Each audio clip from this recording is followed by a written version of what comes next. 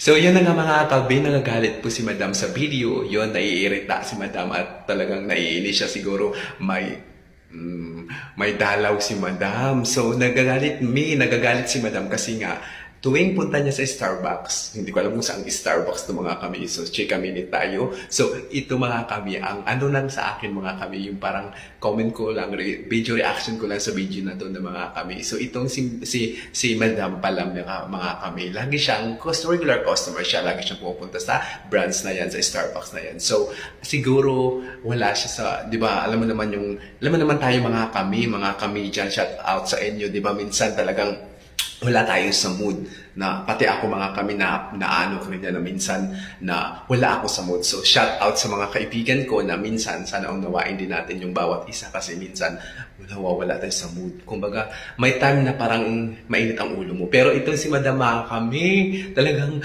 nagulat ako. Talagang shout out sa iyo Madam. Talagang salute sa'yo, Madam. So, talagang may dalaw yata to si Madam kasi irita siya kasi nga yung pangalan niya. Di ba, ang ano lang ng problema mga kami, solution. Lagyan mo ng H. S-A-R-A-H.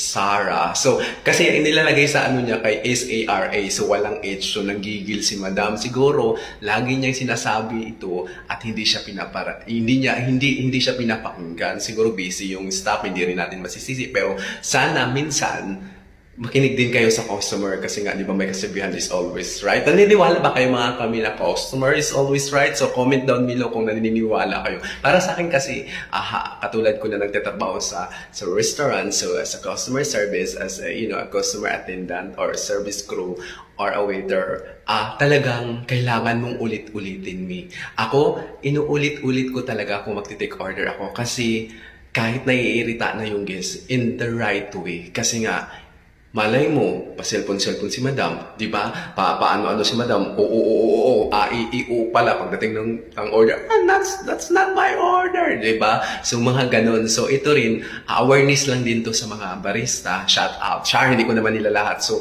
pag naglagay ka ng name, siguraduhin nyo talagang right spelling. Kasi siguro, ang nangyari ka, Madam, lagi niyang paulit-ulit siyang pumunta. Natin din masisisi si Madam. So wala tayong karapatan para humusga sa isang tao dahil tayo may kanya-kanya sariling opinion. Opinion ko to ha. Siguro si Madam, kaya siya nairita at nagtumaas yung dugo ni Madam siguro dahil sa tuwing punta niya at regular customer pala itong si Madam. So,